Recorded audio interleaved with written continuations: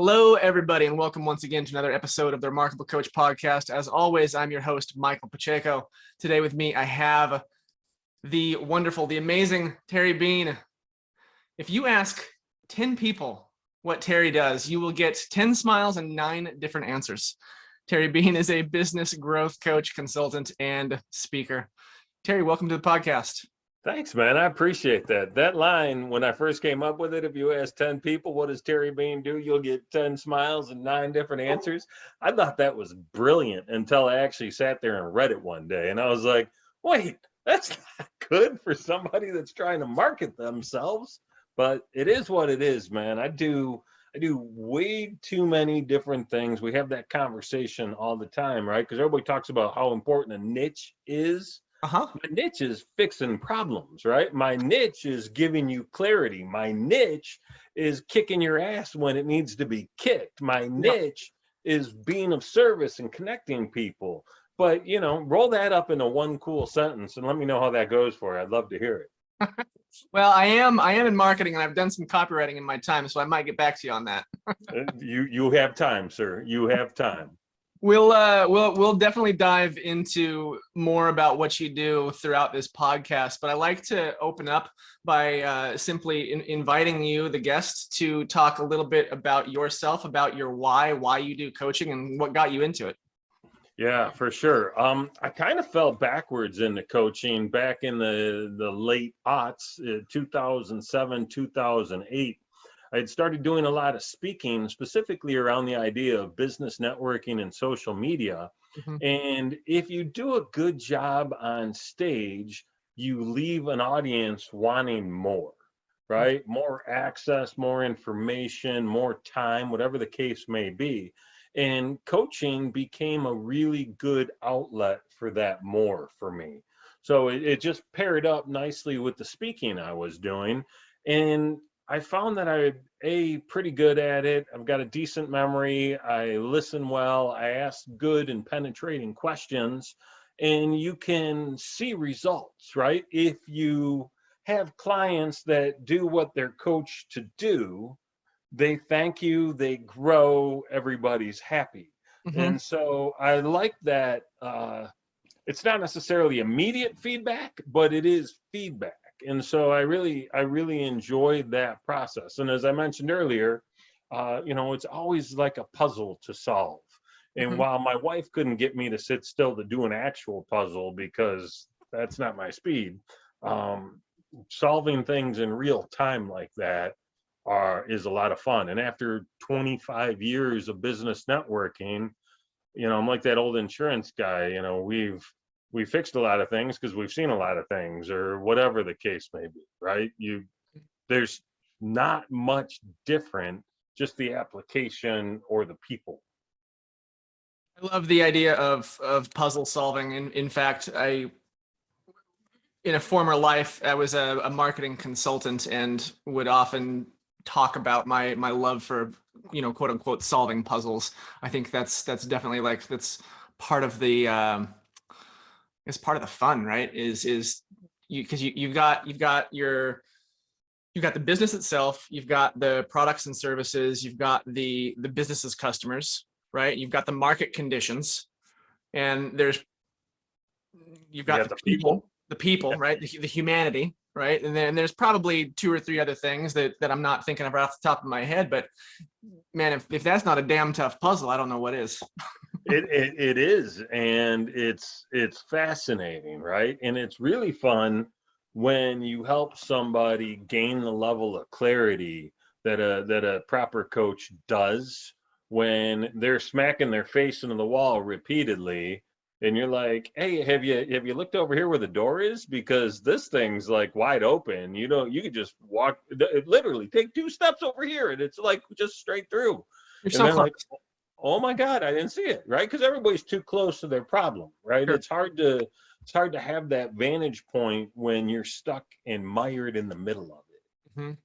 Which, and I agree with that completely. And that's often why it's so, I'll use a 50-cent word here. It's so efficacious for a company or a business to bring in a third party, right? Because you get this fresh set of eyes, this fresh pair of ears, and you just get a fresh perspective So, from someone who's so not. do you want to take a pause so people can Google efficacious, or are Yeah, you going to just keep going? it's. I Act like mean, you can do it. this isn't live, so they can pause it on their end. Oh, people, it's the efficacy of it all. It's There a it is. fancy term for effectiveness. I like it, Michael. That's very cool, man. There it is. Yeah. That's it. That's it. I like it. No, that's a good word. I'm gonna see if I can break that into a conversation later today. I'm gonna find my dumbest friend, Yeah. and I'm gonna use that and just watch his head explode. It might be me. Yeah. If I No, if I could endeavor to call you my friend. no, well, you please do. Please do. Um, no, I'm a lit major, man. I have a degree. I have an undergrad in Japanese language and literature. Beat that. Wow. Wow. So I Your can parents must be proud. That's I can awesome. I My can pull out 50 my cent words in Japanese better than I can do in English.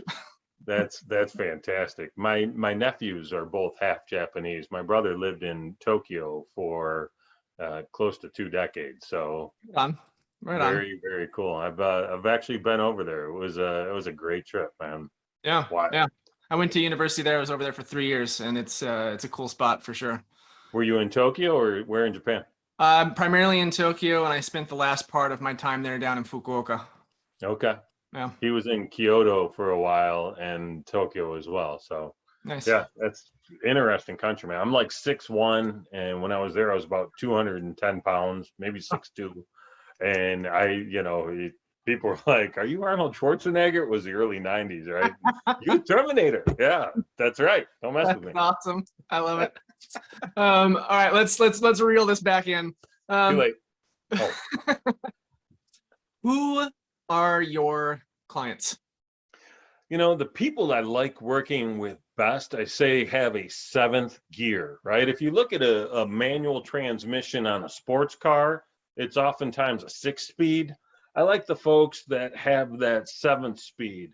They move quick, they break things, they figure out how to fix things on the fly. They're the guys that say we're going to build the plane as we're flying the plane. Mhm. I like their energy, I like their thought process, and oftentimes they're the ones that are moving so fast that they have some really big blind spots, but they don't know they have really big blind spots. And they appreciate somebody that's not just going to say, yes, you're great all the time. They Mhm. appreciate somebody that's willing to stand up for their business and stand up for whoever's around their business, and look at it from a different angle or 7 different angles. So those seventh gear entrepreneurs is what I like to refer to them as. Okay. I like that. I like that. Can you codify that anymore? Are there like specifically, do you work with like small businesses, like leadership at small businesses, like that kind of thing? Or Yeah, you know what, and that's a fair distinction, Michael. Thank you. I don't do politics very well, so large corporations are typically not my speed yep. unless I'm coming in for a training for a couple hours and bouncing. Yeah. So yeah, and I'm a sucker for the small business owner, 20, 30 people max. Mhm. Most of the time it's somewhere in that 10 to 25 range.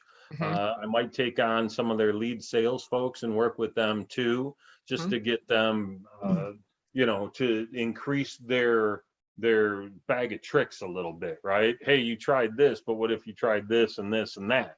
Yep. Oh, shoot, I've only been doing this. There's a different way? Yeah, there's 5 other ways. Let's talk through them and figure out what matches with you. But yeah, so small business for sure, and leaders inside of that organization are really a good fit for me. I like it. I like it. And let's talk a little bit about the specifics of what you do. I know, obviously, we talked at the very beginning about how many things you do or how many things you're able to do, right? As a problem solver, you help people fix their shit. What does that look like in real life in an actual engagement? So there's a lot of times that I'll talk to people that are trying to figure out their messaging and their communication and their go-to-market strategy, Love right? it. Hey, we have this budget. Where should we spend it? How should we spend it? How do we not get screwed over by a marketing company like we did the last time we had this budget? Mhm. So that ends up being a big one. how to leverage social media and communicate that value proposition. I spent a lot of time there. I spent a fair amount of time talking about networking and how to build relationships and maintain the relationships. I talk about how to dive back into your current customer base and shake that up a little bit so you get more opportunities. You know, it's crazy to me how much money we spend on finding new customers, when if we just did a much better job at taking care of our existing customers, A, they buy more, and B, they refer us to people because they like the experience, right? So we look at leveraging that a little bit, some referral programs, some loyalty stuff. So those are the things where, you know, again, I'm in the business growth space.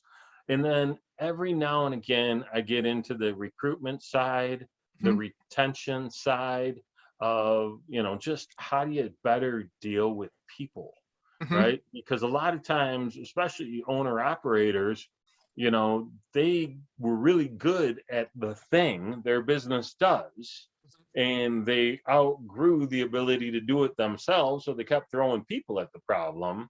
Mhm. But if your culture is not square, it's a never ending cycle of keep throwing people at the problem, because they come in, they leave, they come in, they leave. So Mhm. how do we eliminate some of that churn by, you know, paying attention to our employees better?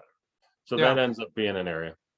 So it sounds like, I mean, it sounds like you kind of will come in again. I'm going to go back to this idea of a fresh pair of eyes, a fresh set of ears, and you're able to help business owners or the leadership to identify maybe areas of low-hanging fruit, where they've got, you know, leverage, where they can spend $1 in return to things like that. Absolutely. Yeah. Absolutely.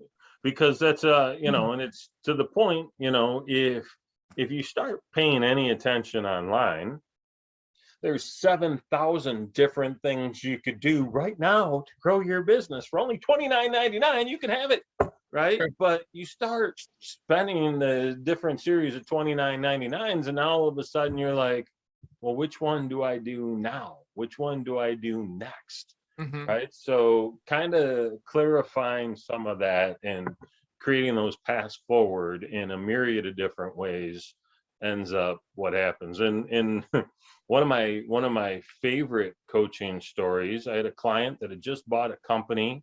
This was about 2012 timeline. And when he bought the company, he bought the company his wife had worked at as the controller for like a decade. Hmm. And it was, you know, we were just after the real estate crash, and the business had had a massive downturn, right? You know, $15 million at one end, down to $1 million at the bottom, right? It was crashing hard. And but the owner made him promise he wouldn't fire anybody. He Hmm. wouldn't let the staff go, which isn't uncommon. And the new owner, who was my client, couldn't stand some of the people on the team, right? He's like, these people are stealing a check. They don't do anything. Every 2 weeks, I get heartburn paying them. I need them to just go away. Hmm. So we sat down, and through some conversation and getting clarity around that, I said, here's what we're going to do. This is what this is going to look like. Go implement this and let me know how it goes. A week later, he called and said, I can't believe it. The first person, the one that I despise the most and pay the most, just resigned. I said, of course they did. Now watch what happens next week. And sure enough, next week, number two came in and resigned. The third week, number three came in and resigned. Number four came in on the fourth week. Falling Within like a month, dominoes. all four of them were gone just by making a couple real simple changes. Hmm. And, you know, in full transparency, the changes was I told them to flatten out his organization. You don't need a bunch of managers when you only have 12 people, right? Hmm. Make it a flat line organization. They all report to you, strip their titles. You don't have to mess with their pay. Don't touch their pay. Hmm. But they had such a sense of pride in their position that they Hmm. weren't doing the work because they were managers. Well, not anymore. It's that, no, see ya. And they took off, right? And it was a weird thing. And he's like, I don't understand why you don't do that for everybody. Like, because I don't know that everybody else would have the same level of belief you did. You're a seventh gear kind of guy. I like it. I like it. Cool. So I mean that's a great example. Can you walk us through maybe another example of what it looks like to when you go into a business and help them identify what's next, right? Because that's what you see. Like they could spend $29.99, right, and get the big deal on 7,000 things you can do to improve your business today. How do you identify what's next? So the trends are everywhere, right? And we have the ability to kind of pay attention to what works and what doesn't work if we sit back and observe. So a good example is video, right? I have an insurance client that needed to do more video, be more easily found on YouTube. It helps their search engine optimization, Yep. and it was doing some other things. And lo and behold, if you watch some of their old videos, you can watch the eyes of the people as they're reading the script. I think their heads were moving and they were mouthing the words ahead of time, and it was bad. So what we ended up doing was creating an idea of a show, right? We're gonna sit two people and we're gonna talk about insurance. And you know what's kind of boring is insurance. And so to figure out a way to make that engaging and interesting and fun, um, and to find somebody that normally you wouldn't think would want to be on camera, and to sit arm to arm with them and create content and have them say it's their favorite part of the week. Mm-hmm. There's something really, really valuable about that. But again, if I don't show up, right? If I don't go in to sit down and have somebody hit the record button and sit on the other side of that camera, there's zero video content going to be done, right? We had a young female sales rep who if she would post on LinkedIn like some people post on LinkedIn, she'd own it, right? Mm-hmm. She'd own it. She just would. And getting her to get past some of that and to own that was difficult and challenging. And Mm-hmm. she's still inconsistent as all get out, but I'm not in there as much kicking her butt as I used to be. And it's one of those things though, you've gotta meet people where they are and then explain the gap between where they are and where they want to be, and then show them that shortest path to get there. Mm-hmm. And then you've got to encourage them and cheerlead them, and again, occasionally kick them in the butt. Yeah. Nice. Awesome. You mentioned earlier, I want to circle back. You mentioned that one of the things that you would do is to help a business not get screwed over by a marketing company again. And I think if I recall correctly, you had emphasis on the word again. I am the managing partner at Boxer Media Growth Marketing. We're a marketing agency for coaches. So I am very curious about this. Do you find that are there a lot of businesses out there that have been burned by marketing agencies doing sketchy crap or just ripping people off, taking money, not doing good work? Or like, what is that? What's the story there? I'm curious about that. I will tell you that it's all of the above. So right before we hopped on this, I just finished up a Zoom with a marketing buddy of mine out of Columbus, Ohio, and a telecommunications client I have here in the Detroit area. Mm-hmm. And during that conversation, the telecom guy said, I've been taken by the last two web companies that I've worked with. Mm-hmm. So the first one charged me about $13,000, never finished the site, Oof. and it was horrible. The second one charged him $7,500, but they had kind of a partnership relationship. He never said he was going to charge him a dime, and then sent this guy a bill. And this is so, for those of you that know, WordPress is a pretty simple content management system. It's if you've got half a brain, you can figure WordPress out yourself. And even just going in and looking at, they had Yoast SEO set up Mm-hmm. and red frowny faces on every single page, didn't do the slugs, didn't do the meta tags, didn't do any of the things to actually make the site findable. Yeah. And the telecom guy doesn't know that. he knows that this guy took his money, said he did a great job, and looked at the site and said it's okay. And the reality is, if you talk to the telecom guy for 5 minutes and looked at the website for 5 minutes, you'd see such a huge disconnect because, it's like when we were in seventh grade and you thought that your paper was going to get graded on a scale, and not like A through E scale, but like one that was weighted. Yep. So they're like, hey, if we put more content up there, this is better. Mm-hmm. And the content was like super cerebral, and the dude that owns the company is like a good old boy. And I mean, it's so far off that, Mismatched brand.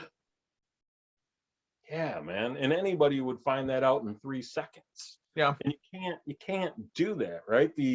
How you represent online has to be really damn close to how you behave in the real world, Mm-hmm. right? That's authentic alignment, right? Yep. And that's what we try and find as a marketer, as a coach, as a branding person, as a human being. Yeah. Yeah. I hate to hear that. As obviously as someone who owns a marketing agency, there's definitely people out there giving people in my line of work a bad name. And that's too bad, man. Yeah, we should, I'm going to talk to you after the podcast a little bit, because we do SEO and we do good work. So Cool. we'll chat about that later, but let's get back to you. What does a typical engagement with you look like with your clients? Do you do like month to month? Do you do like 3-month packages, something like that? Or It's interesting. I just sent a newsletter out this morning that was called "What's an hour of your time worth?" Mhm. Right. And so I've worked with clients, I've made anywhere from $60 an hour to $2,500 an hour, depending on what I was doing and who I was helping, Mhm. and how much I like them. Not that I like the people at $2,500 less. They may have been my favorite, just saying. But it was, for me, it's like, I can get in, I can listen to what you got going on, and I can see what's wrong right now, and I can fix it, and then we could go build another project. So I've got some short-term stuff, and I've got, my insurance client, we celebrated 3 years together last month. So not that that's a super long time, but to be doing insurance space, it's a minute, so it depends on who they are, what the needs are, and really what we're trying to create together. Yeah. But I don't have any defined packages, and that was part of the newsletter why I brought it up. Mhm. I've never put pricing on my website Mhm. because I haven't sat down and said, this is what an hour of my time's worth. This is the value we're going to create, Yeah. because the value I create differs based on the conditions and needs of the client. Mhm. So it ends up being a little more custom than it probably could be. I was just going to say, it sounds like most of what you do is going to be this kind of custom tailored package to suit whoever it is that you're speaking with or working with. Yeah, and you're an expert in this, and maybe that's a bad idea. Maybe it's the best idea ever. But it's the only one that I know at this point.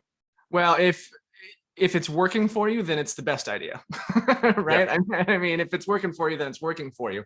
And to that end, can we talk a little bit about how do you market yourself? Because that can be difficult when you do a dozen different things, and you're trying to communicate that value to your prospects, to your potential clients, right?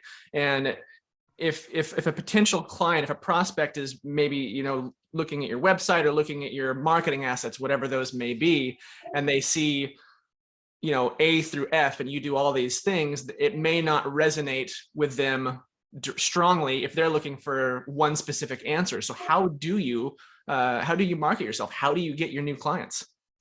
Ineffectively sometimes, depending on the day, right? So let's start there. Appreciate the honesty. Yeah, no, in all sincerity, I got lucky's not the right word, right? Because it was intentional. But about 16 years ago, I made the conscious decision to build a large network in the Detroit area. And, one of the lessons I've always taught is build your network before you need your network. So I built one of the first online real world hybrid local networking groups in the world, Mhm. again, back in 05, 06. And so as a result, I've got a fair amount of notoriety. Whether that's good or bad is indifferent, but I've got a lot of it. So I get a fair amount of referrals. I get a lot of people knocking on my door. I leverage LinkedIn fairly well. I could always do better, Mhm. but it's easy enough for me to go in and start conversations with business owners, because if they haven't heard of me, they've heard of something I've done. Um, can you hear that? Is it annoying to you too, or is it just me? You know what, man? The name of my agency is Boxer, and that's the dog, not pugilist. So I don't mind, but dogs barking in the background. I think we're Okay, good. I'm gonna allow it. cool.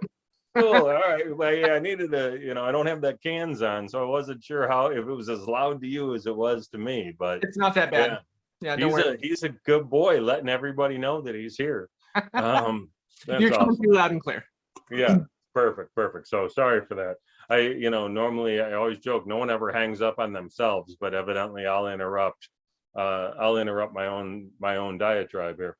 So it's a lot of referral. It's a lot of social media, especially LinkedIn, a little bit through Facebook. I have not cracked the Instagram code, probably because A, I look like this, and B, I don't take very appealing photos regardless of what side of the camera I'm on. So it's one of those things. So Instagram hasn't been a fit for me, but LinkedIn certainly has. And then just kind of doing some of the work I've done around the community for years has Yeah. helped. It sounds like you're eating your own dog food, so to speak, in the sense that you know your strengths, and you're gonna take that shortcut to what's working for you, which is LinkedIn, right? So Absolutely. good, nice, Absolutely. nice. It's, Hey, I would you had, go go ahead. ahead? Go I ahead. was going to say, I had somebody hit me up today if I wanted to use their automated LinkedIn service. And I'm like, because he asked me straight away, how often do you use LinkedIn? Do you need any help? I'm like, well, I've been training people how to use it since '05, so I probably know a thing or two, right? It was my LinkedIn experience that got me to start Motor City Connect. Mm-hmm. So it was seeing the power of networking online that made me think, hey, wait a second, why don't I do this hyper local? Yeah, Because that actually makes sense. And turns out it made sense. nice, nice. Speaking of things that make sense, Terry, would you talk a little bit about some big wins that you've had in your coaching career? Well, I explained one of them, right? And that was a pretty decent win for that client, and in my little feather in my cap. Um, Another one, the insurance company, since he won't see this, I'll share it. The insurance company I worked with for a while and still do, when we got together, he had a goal of selling the agency, right? Mm-hmm. That was the opportunity. And we managed to figure out how to get through that 2 years ahead of schedule, Mm-hmm. right? So I'm not taking much credit for that, but good timing, good moves, and doing the right things along the way certainly made it a lot more appealing. And just the timing of it, I think he made about 40% more than he was expecting to off the deal, which is a pretty big win. I've helped people get on TEDx stages and present their story. One of the things I do here in Detroit is I'm an executive producer for TEDx Detroit. So we've been doing that since '09.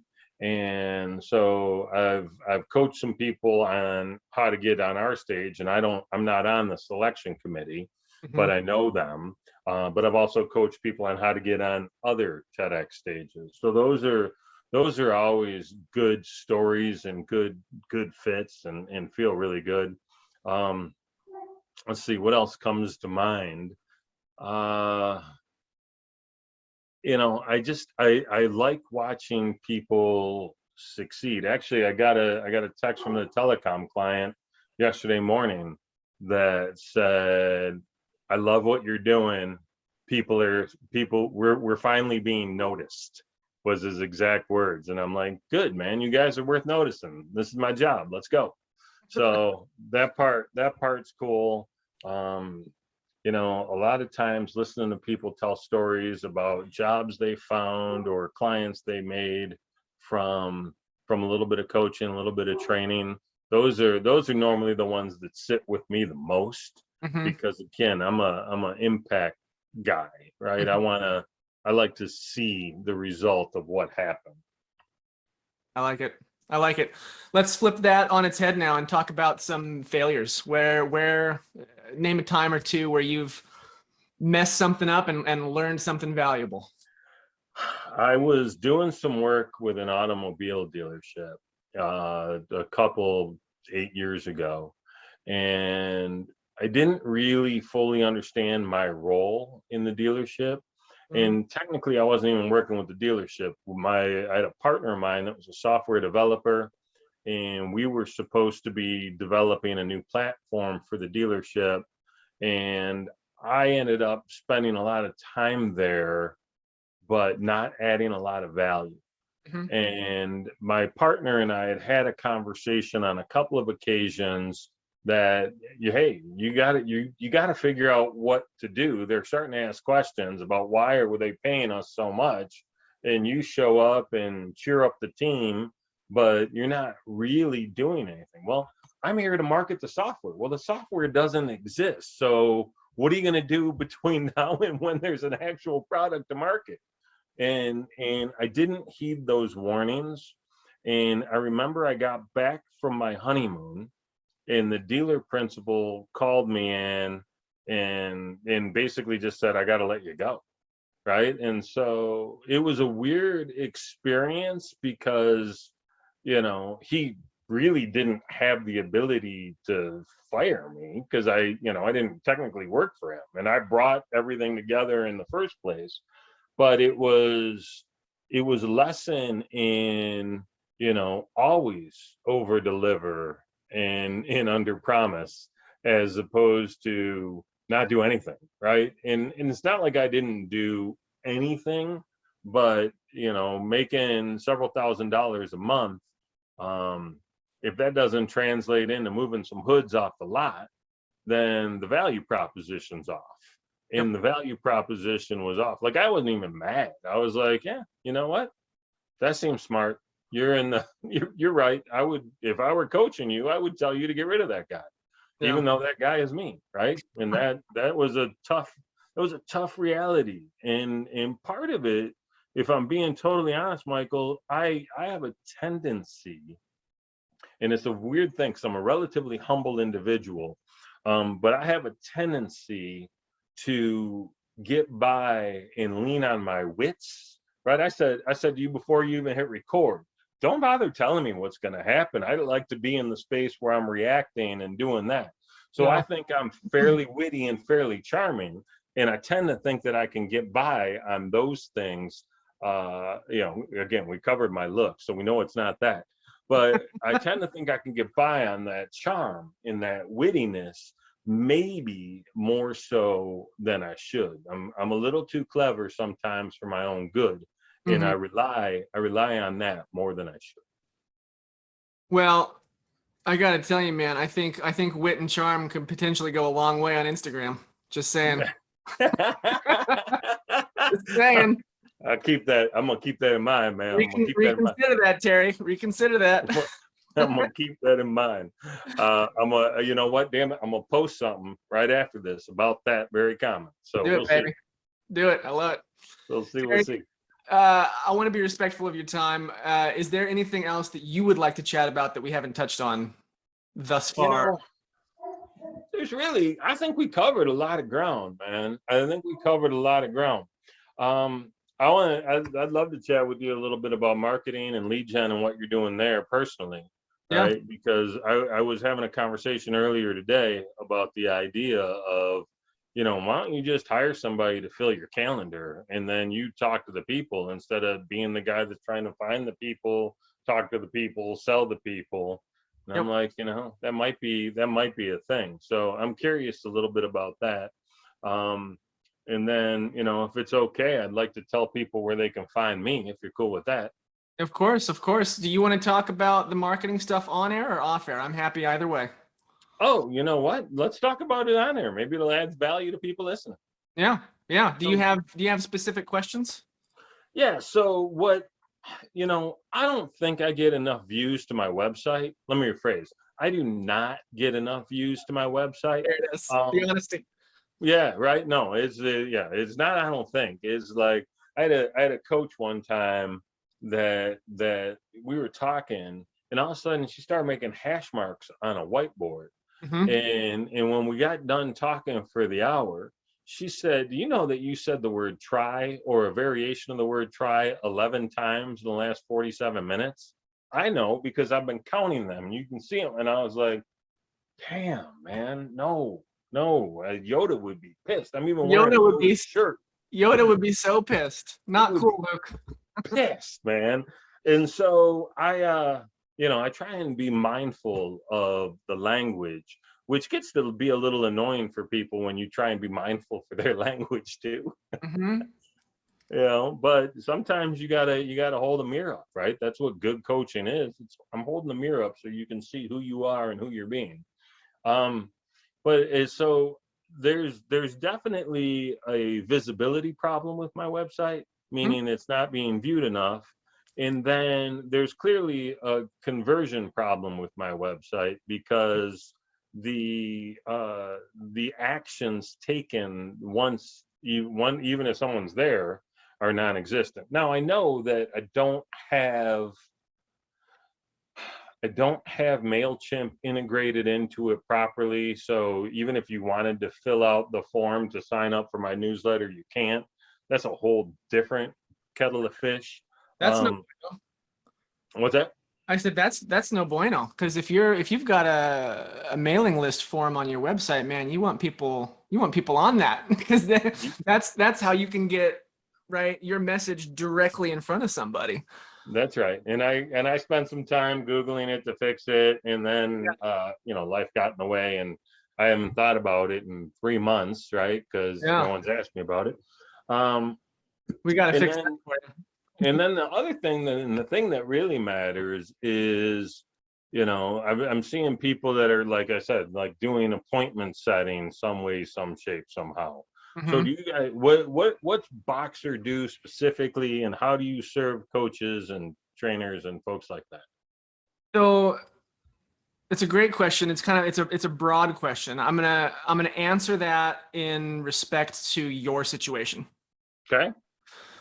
For you, what I think we could do, we have a service called Holistic Website Health, which is our answer to SEO.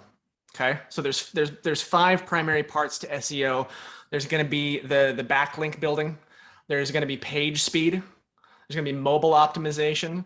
There's going to be content, and there's going to be the technical part of the SEO.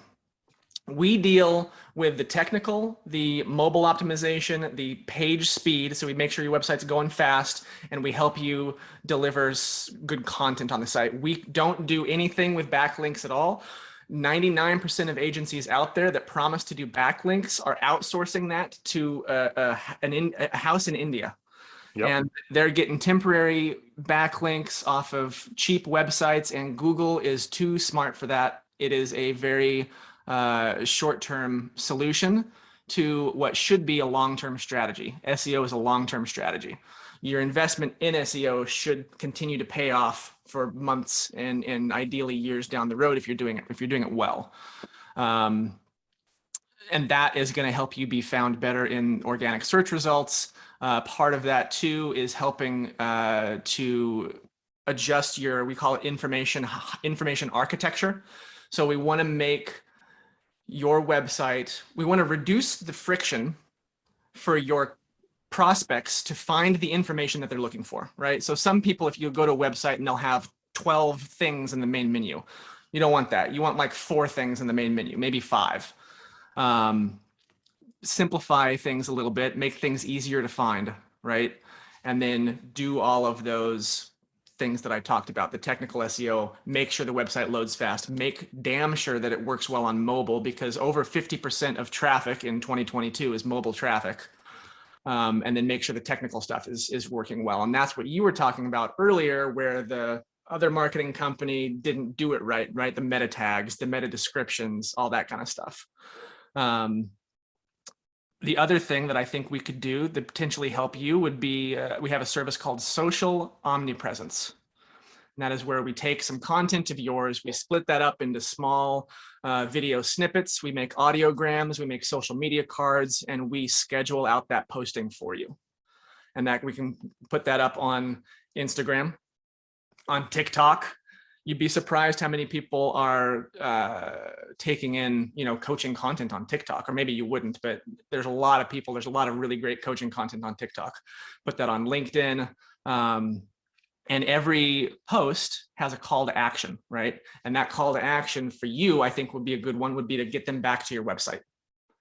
Click here for more, check out the website for more information, right? We get some content on the website. In terms of conversion on the website, we would look at things like your contact page, right? Maybe the call to action for your website is not to contact you, maybe it's to schedule a call, right? So maybe we change that up a little bit. And then again, just in terms of the information architecture, we make it as easy as possible for someone to see and click that link, right? We make it, that's the big bold call to action, is schedule a discovery call, schedule a chemistry call, whatever it is you want to call it. Mm-hmm. And that's the answer to that then, right, is traffic to the website. So we're bringing people to the website and then getting them to convert to whatever action you want them to take, making it easier for them, making it more persuasive for them to take that action. That track? Yep, absolutely. And I think you're probably right. And it's the same, it's the same thing I was talking about earlier. When you're this close to it, it's like I don't even see what's wrong. Other than I don't tell enough people to go to my site on a consistent and regular basis. I'm putting some. You said you're doing work on LinkedIn. Oh yeah. Tell people to go to your website on LinkedIn. Yeah.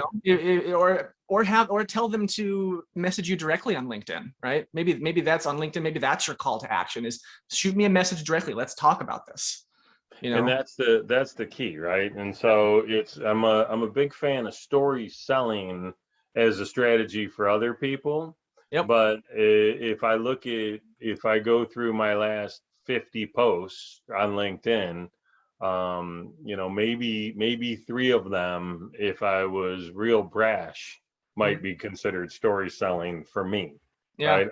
I'm an excellent promoter, but you start talking about promoting myself, as I mentioned, and I don't even know whether it's humility or false humility at this point. I argue with myself on that often, but it just doesn't feel right to be like, come on, you got to go. And, even my name was Try Bean on the company. It's like kind of weird. So. The other thing you might want to look at in your on your website and in your social media posts, how many times are you using the word I versus the word you, right? Because you're speaking to your prospects, you're speaking to your ideal clients, your ideal prospects, and the story should be about them. You're just the guide, right? You're Obi-Wan, you're Yoda, you're not Luke in this right. in this story. So the subject on your website, on all of your social media posts, should be you, and you being them, right? You being your clients, not you, Terry. So check yourself when you're typing stuff out. How many times are you using the word I versus the word you? I love that. I'm making a note on that as we speak. It's a super easy one, because it's such a simple framework. It's so simple. It's dead simple, and you can catch yourself as you're typing things out, like, oh crap, I'm talking about myself again. Mm-hmm. Right? No, that's a real good one. Yeah. And it's funny. I don't know about how other people came into coaching. You've probably heard a boatload of stories on that. I wanted to be a teacher, right? That was, if teachers in this country made anything that looked like actual money, I would have never gotten into business. I would have been an educator, right? Because that's in my heart.